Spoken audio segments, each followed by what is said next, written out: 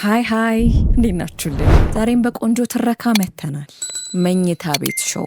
ለቻናላችን አዲስ ከሆናችሁ ሰብስክራይብ ብታደርጉ በጣም ቆንጆ ትረካዎችን በዚህ ቻናል ይደርሳችኋል። ካሜራው ግሎዚን አድርጎ ሲቀርብ ትልቅ አልጋ ያሳያል። አልጋው ራስጌ ላይ መኝታ ቤት ሾው የሚል ጽሑፍ ላይ ያተኩራል። የአልጋውን የራስጌ ቅርጻ ቅርጽ የሰራው አናጢ የተጣመመ አክሱም ሐውልት፣ የገዘፈ የዋሊያ አይቤክስ ፍየል በሚያስፈራ መልክ አስቀምጧል። ይሄ የሚታየው መሀል ላይ ከተሰቀለው የጥያቄ ምልክቱ መኝታ ቤት ሾው መግለጫ ጽሑፍ በስተግራ ነው። በስተቀኝ የላሊበላ ውቅር አብያተ ክርስቲያን በአንድ ጎን፣ ካጠገቡ ደግሞ አንድ ብር ላይ ያለው የባላገር ወጣት ፊቱን በቦታ እጥረት ምክንያት አብያተ ክርስቲያኑ አገጩ ስር ከቷል። ካሜራው እነዚህን ያሉ ምስሎች እያሳየ አልጋው ላይ ብርድ ልብስ ለብሳ ወደ ራስጌው ተደግፈ ወደ ተቀመጠችው ወጣት ሴት እስኪወርድ ቀጭን በሆነ በስልክ የተከፈተ በሚመስል የጂጂ ሙዚቃ ታጅቦ ነው። ከዛ የልጅቱን ፊት እያሳየ ካሜራው ወደ ኋላ ቀስ እያለ ሙሉ ክፍሉን ወይም ስቱዲዮውን ለማሳየት ሸሸ ትያለ ይሄዳል። ሲሄድ የሆነ ነገር እንዳደናቀፈው ካሜራው ይንገጫገጭና ምስሉ ይናጋል። ከዚያ ወዲያው ይስተካከላል። እስኪስተካከል ካሜራ ቀራጩ ሲራገም ይደመጣል። ምስሉ ሲስተካከል አልጋው ሙሉ ለሙሉ ይታያል። ወጣቷ ሴት ብርድ ልብስ ባለበሰችው እግሯ ላይ ያስቀመጠችውን ወረቀት እያስተካከለች ስልኳን አንስታ ሙዚቃውን ታጠፋዋለች። ወደ ካሜራው እየተመለከተች ነው። እንደምን ከርማችኋል ክብራትና ክብራን የፕሮግራማችን ተከታታዮች። ይሄ ዘውትር ከዚህ ከኮንዶሚኒየም ስቱዲዮ የማስተላልፍላችሁ መኝታ ቤት ሾው የተባለው ተወዳጅ ፕሮግራም ነው። ፕሮግራሙን ይዤላችሁ የምቀርበው ሚጣ አስጨናቂ ነኝ ብላ የሞባይል ስልኳን ትጫኗለች። ዜና ከመነበቡ በፊት የሚሰማው አይነት ከበሮ የበዛበት በጋጋታ የሙዚቃ አቀናባሪ የተቀመረ የሚመስል ሙዚቃ በሚዋጋ ድምፅ ክፍሉን ለመሙላት ይሞክራል። ትንሽ ከተሰማ በኋላ ሚጣ ስልኳን ታጠፋውና እሷ ላይ ለማተኮር በመሞከር የሚንቀጠቀጠው ካሜራ ላይ መልሳ ታተኩራለች። ለዛሬ ፕሮግራማችን ተከታታዮች እንግዲህ ይመጣሉ ብለን ያዘጋጅናቸውን መሰናዶዎች ወደ እናንተ ከማለታችን በፊት አንድ ምርጥ ሙዚቃ እናስደምጣችኋለን ብላ ስማርት ስልኳን በድጋሚ አንስታ ትንሽ በጣቷ ወደ ላይና ወደ ታች ካንፏቀቀሽ በኋላ የማይክል ጃክሰንን ቤት-ኢን ሙዚቃ ትከፍታለች። ድምፁን ከፍ ስታደርገው የካርቱን ፊልም ላይ አይጦች ሲዘፍኑ አይነት ቅላጼ የዘፋኙን ምርጥ ሙዚቃ ይቀል ያደርገዋል። ስልኳን ከፍ አርጋ ስትይዝለት ካሜራማኑ ጠጋ ብሎ ስልኳን ለመቅረጽ መሞከር ጀመረ። ካሜራማኑ እየቀረጸ ያለው በራሱ ስልክ መሆኑ እንዳይታወቅ ከፍተኛውን ጥንቃቄ እያደረገ በመሆኑ በስልኩ የሚቀዳው ክሊፕ በደንብ ቀረጻው ላይ ባይገባለትም አይገርምም። ሚጡ ከያዘችው ስልክ ዝቅ እያለ በለበሰችው ቢጃማ ወጣ ያሉ ጡቶቿን ወይም ከፍ እያለ የተደፈጠጠ አፍንጫዋን እንዲሁም ያልተላጨ ቅንድቧን ማሳየቱ አልቀረም። ሙዚቃው ሲጠናቀቅ ካሜራማኑ ወደ ቀድሞ ቦታው ተመለሰ። ያነከሰ ካሜራው ወደ ኋላ ሲመለስ ከሚጡ በስተግራ እስካሁን ተሸፋፍኖ የተኛ ሰው ሽፍንፍኑን ገልጦ በአልጋው ተንጠልጥሎ ተኝቶ ማሳየት ጀመረ። የተኛው ወጣት እድሜው በሃያዎቹ የሚገመት ሲሆን የተገለጠው እጁ የፈረንጅ ሀገር ዱርዬዎች በሚያዘወትሩት ንቅሳት ተዥጎርጉሯል። ጥልቅ እንቅልፍ ውስጥ መሆኑን አፉን ገርበብ አርጎ በከፈተበት መንገድና ባተነፋፈሱ ማወቅ ይቻላል። የተጋበዘው ሙዚቃ ሲያልቅ ሚጡ ስልኳን አስቀምጣ ወረቀቷን አነሳች። ወደ ካሜራው ፈገግታዋ እንደመቅ አርጋ ተኮረች። እንግዲህ ተመልካቾቻችን ባደመጣችሁት ሙዚቃ እንደተዝናናችሁ ባለሙሉ ተስፋ ነኝ። ማይክል ጃክሰን ነበር ጊዜ በማይሽረው የጥበብ እጆቹ የዳሰሰን ቤቲትስ እያለ። እንደሚታወቀው ማይክል ጃክሰን የፓፕ ሙዚቃ ስልትን በዓለም ላይ ያስተዋወቀ እንግዲህ በሞት በአጸደ ስጋ የተለየን የማይተካ የጥበብ አጎታችን ነበር። በተከታይነት የምናልፈው ወደ ሳምንታዊ ጭውውት ፕሮግራማችን ነው። በዛሬው ፕሮግራማችን እንግዳ አድርገን የጋበዝነው እውቁን ገጣሚ ኮከብ አጢስን ነው። ኮከብ አጢስ በዘመናችን ከተፈጠሩ የትውልዳችን እስትንፋስ በግጥም ካከሙ ወጣቶች አንዱ ነው። ግን እንግዳችን ወደ መድረክ ከመጋበዛችን በፊት በቀድሞቹ ዘመን ተወዳጅ ከነበረ አንድ የመድረክ ጭውውት ላይ ቀንጨብ አድርገን እናስደምጣችኋለን ብላ ወደ ስልኳ ሄደች። ስልኳ ላይ ጭውውቱን ፈልጋ ስታገኘው በእልህ ልክ የበላውን ቁንጫ ይዞ በጥፍሮቹ መሃል እንደሚጨፈልቅ ሰው ከንፈሯን ነክሳ ስልኳን ተጫነች። ካሜራ ማኑ ተጠግቶ መቅረስ ሲኖርበት በቆመበት ቀረ። ሚጡ ስልኩን ከፍ አርጋ ይዛለት በጭንቅላቷ እንዲጠጋ ምልክት ሰጠችው። አልታዘዛላት። የሆነ ነገር ሆኗል። ምን እንደሆነ ባይታወቅም የሆነውን ነገር በምልክት እየገለጸላት እያስረዳት እንደነበር ፊቷን ላለማኮሳተር በምታደርገው ጥረት መረዳት ይቻላል። ስልኩን በአየር ላይ ከፍ አርጋ ይዛ ትንሽ ቆየች። ደግነቱ ጭውውቱ ማጭር ስለነበር አለቀ። አልጋው ላይ ተጋድሞ በኃይል የሚተነፍሰውን ሰው ሚጡ ዞር ላለመመልከት እየጣረች ትመስላለች። ልክ እርቃኑን የቆመ እብድን በመንገድ የሚያልፉ ሰዎች እያዩ እንዳላዩ ለመሆን እንደሚጥሩት። እነሆ በጉጉት ወደምጠብቁት እንግዳ የምንሻገርበት ጊዜ ደርሷል። እስቲ በጭብጨባ የሳምንቱን እንግዳችን ወደ መድረክ እንጋብዘው። ስልኳንና ወረቀቱን በዘረጋችው እግሯ ላይ ጣል አርጋ ማጨብጨብ ጀመረች። ከሷ ጭብጨባ ሌላ ግን የሚያጅብ አልነበረም። ከጎኑ የተኛው ወጣት ግዙፍ ሰውነት ያለው መሆኑ ያስታውቃል። እግሮቹ ረዝመው የአልጋው ጥግ ደርሰዋል። የሚጡ እግሮች ግን አልጋው መሃል እንኳን ሳይደርሱ በአጭር ቀርተዋል። ምናልባት ያጠረችው ራስጌውን ስለተደገፈች ሊሆን ይችላል። ተጋባዥ እንግዳው ጭብጨባ እንደበዛበት ሰው ከወገቡ ጎንበስ እያለ እጁንም በሰላምታ እያወዛወዘ ገባ። በተኛው ወጣት በኩል በሽተኛ ጠያቂ በሚቀመጥበት ወንበር ላይ ትሁት በሆነ መንገድ እጁን በእግሮቹ መሃል አቆላልፎ አንገቱን ዝቅ አርጎ መሬት እየተመለከተ የተቀመጠበት ወንበር ላይ የተኛው ሰው ያወለቃቸው ሸሚዝ፣ ሱሪ፣ ከረባትና ኮት ተመሰቃቅለዋል።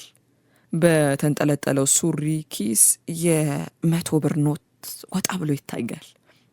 እንግዲህ የተቀመጠበት ወንበር ስር ውድ በሱፍ ልብስ ብቻ የሚደረግ ጥንድ ጫማ ማሰሪያዎቻቸው ላልተው ጣል ተደርገዋል። የፕሮግራሙ አዘጋጅ ከአልጋዋ ሳትወርድ ተጋባዥ እንግዳውን ለማቀፍ ስትንጠራራ ተንደርድሮ ታቀፈ። በተኛው ሰው ጉልበት ላይ ተመርኩዞ ከዛ ወንበሩ ላይ ተቀምጦ መጠበቅ ያዘ የሚቀርብለትን ጥያቄ። ካሜራማኑ ከተገተረበት ተንቀሳቅሶ የቀረጻ አንግሉን ቀየረ። ተጋባዡን እንግዳና ሚጡን በአንድ ላይ ለማግኘት የሚያስችለው የቀረጻ አንግል ላይ ተመቻቸ። ቀረጻውን ከመሬት ይጀምርና እንግዳው ላይ እንደ ጉንዳን ቀስ እያለ በሰውነቱ ላይ ወጥቶ ፊቱ ላይ ይቆማል። ከዛ ደግሞ ከእንግዳው ፊት ወርዶ በአልጋው ላይ አድርጎ በተኛው ሰው ፊት ላይ ትንሽ ቆም ብሎ ያተኩራል። ቆም ብሎ የተኛው ሰው ጉንጭ ላይ ተቀምጣ የመጠመጠችው ያለችው ቢምቢ ላይ ከርሞ ከዛ ደግሞ ይንቀሳቀሳል። ተንቀሳቅሶ በደብረ ብርሃን ብርድ ልብስ ላይ ያሉትን የዳማ ካሬዎች ይዞ በሲጋራ ትርኳሽ የተበሱ ቀዳዳዎችን እየተሻገረ ሚጡ አካል ላይ ይወጣል። ወጥቶ ፊቷ ላይ ቆማል። ቆሞ ይቀርና ትዝ ሲለው ወደ እንግዳው እንዳመጣጡ ይመለሳል። መሬቱ ላይ 2 ጥቁር ካልሲዎች በተለያየ አቅጣጫ ወድቀዋል። ለቃለ መጠይቅ የተጋበዘው እንግዳ በአይኑ የሆነ ነገር የሚፈልገው ነገር እንዳለ ዙሪያ ገባውን ይመለከታል። ሽንት የሞላውን ፖፖ ሲያጣው አልቤርጎ አለመሆኑ ትዝ አለው። ጥሞናውን ሰብስቦ ሚጡ የምትጠይቀው ጥያቄ ላይ አተኮረ። የገጣሚነት ህይወት ከባድ ነው ይባላል። ግጥምን እየጻፉ ብቻ መኖር እንዴት ነው? ያስቸግራል? በጣም ያስቸጋሪ ህይወት ነው። ለጥበብ ከፍተኛ መስዋዕትነት መክፈል የፈለገ ሰው ብቻ ነው ገጣሚ የሚሆን የሚመስለኝ። በቃ መቅደስ ውስጥ የማይኖር ደብር የሌለው መንፈሳዊ ሰው መሆን ማለት ነው ገጣሚነት። በደብር ስም ብትለምኚ ሰው ይሰማሻል። በግጥም ስም የምታደርጊው መስዋዕትነት ግን እንደ ስራ ፈትነትም ሊቆጠርብሽ ይችላል። እንዴት ብዬ ላስረዳሽ ብሎ በአይኑ የመግለጫ ቃላት ሲፈልግ በተኛው ወጣት ጉንጭ ላይ ተቀምጣ የምትመጣው ቢንቢ እንደ ስሪንጅ ደሙን ስትስብና እየሞላች ስትመጣ ይታየዋል። በጥፊ መቶ ሊገላትና ባለሀብቱንም በአንድ ላይ ለመቅጣት ፈለገ። እንዴ ላስረዳሽ ብሎ እንዳቋረጠ እንዲቀር ወይም እንዲቆይ ሚጡ ምልክት ሰጠችው። ቆይ እሱን ሀሳብ እንዲያስቅ ቆይና አንድ ማስታወቂያ ሰምተን እንመለስ ብላ ከተጋደመችበት ተንጠራርታ በተኛው ወጣት በኩል የተቀመጠ የቢራ ጠርሙስ አነሳች። በእጁ ያዘችውን ጠርሙስ ወደ ቀራጩ ካሜራ አስጠግታ እያሽከረከረች በሚስረቀረቅ ዜማ ቢራው ላይ የተለጠፈውን ስያሜ እያሞጋገሰች ዘፈነች። ከዛ ወደ አልጋው ተመልሳ ብርድ ልብሱን ለብሳ ለቃለ መጠይቁ ተዘጋጀች። አሁን ወደ ጭውውታችን ተመልሰናል። ዛሬ በስቱዲያችን ታዋቂው ገጣሚ ኮከብ አጢስን እንግዳ አድርገን ይዘን ቀርበናል። ስልክ እየጠራ ነው። አድናቂዎች አስተያየት ለመስጠት እየደወሉ መሆን አለበት። ሄሎ ማልበል? አዎ ይሰማል። ቀጥይ ስምሽም ማልበል? ይህ ስልኩን ድምፅ ላውድ ስፒከር ላይ ያደረገችው አዛለች እባላለሁኝ። የተጋበዘው እንግዳ አድናቂ ነኝ። ድንገት የህፃን ልጅ ጩኸት ስቱዲዮን አናወጠው። ጩኸቱ ከስልኩ ይሁን ከስቱዲዮ መናገር አይቻልም። አዛለች ሬዲዮን አጥፊው ትላለች ሚጡ። ሬዲዮ የለም ማፒ ነው እና እንግዳው ግጥሙን እንዲያነብልን ለመጠየቅ ነው ደዊ እንዳልሽኝ የደወልኩት። ስልኩ ተዘጋ። ቀጥሎ ሚጡ እያጨበጨበች ገጣሚው ወረቀቱን ከካልሲው ለጣጥፎ ካስቀመጠበት አውጥቶ ዘርግቶ ለማንበብ ተነስቶ ቆመ። ገጣሚው ወረቀቱን ሲያነብ ካሜራው ሙሉ ለሙሉ እሱ ላይ አተኮረ። ካሜራው በማይቀርጸው ጎን ሚጡ በቀስታ ካልጋው ወጥታ አንዱ የክፍሉ ጥግ ህፃን እያጣጠበች ሽሩሮ የምትለዋን ሰራተኛዋን አዛለችን የሌባ ጣቷን እያወዛወዘች እየተቆጣቻት ነው። ደዊ እንዳልሽኝ ያለሽ ደሞዝሽን ባልቆርጥ እኔ ያለሚቱ አይደለሁም እያለቻት ነው። ሚጡ ራሷን ስትጠራ በድሮ ስሟ ነው። እናቷ በወጣችላት ከተማ ስትገባ የለወጠችው ስም እኔ ብላ ልትዝት ስትል አይመጣላትም። ገጣሚው ግጥሙን አንብቦ ከመጨረሱ በፊት ወደ አልጋዋ ገብታ ተስተካክላ ጠበቀች። ካሜራው ወደ እሷ ሲመጣ በጣም እያጨበጨበች ትፍነከነጋለች። እንግዲህ ተመልካቾቻችን በዛሬው ፕሮግራም እንደተዝናናችሁ ተስፋ አደርጋለሁ። በሚቀጥለው ሳምንት በተመሳሳይ ፕሮግራም እስክንገናኝ በፕሮግራሙ አዘጋጆች ስም የምሰናበታችሁ ሚጡ ነኝ። በተቀመጠችበት ጎንበስ ስብላች እየነሳች በሌላ እጇ የሂሩትን ስምን ጠርቼ የሚለውን ዘፈን ከፈተች። አልጋው ላይ ወርወር አርጋ የሙዚቃ ክሊፕ የሚታይበትን ስልክ አስቀመጠችው። ካሜራማኑ አልጋው ላይ የተወረወረውን ስልክ ተጠግቶ መቅረስ ጀመረ። ካሜራው እያተኮረበት እንዳልሆነ ሲያውቅ ተጋባዥ እንግዳው አልጋው ላይ ሰክሮ ወደሚያንቀላፋው የፕሮግራሙ የዘውትር ስፖንሰር እየጠቆመ ሚጡን ጠየቃት። ምን ሆኖ ነው? መጠጥ ጠጥቶ የሚለውን በእጇ እንቅስቃሴ ብርጭቆ ይዛ መገልበጥን እያሳየች መልስ ሰጠችው። እከፍላለሁ ያልሽኝ ገንዘብስ?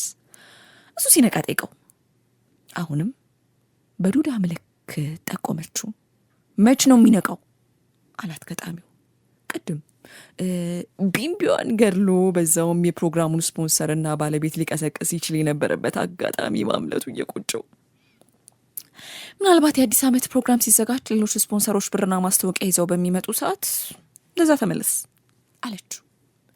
እግሯ ላይ ያለውን የተበታተነ ወረቀት ሰብስባ ወደ አንድ ስርቻ እየወረወረች ተጋባዡ እንግዳ መናጤው ገጣቢ ወንበሩ ላይ ከተሰቀለው የሱፍ ሱሪ ኪስ አምልጣ የወጣችዋን 100 ብር መላልሶ አያት።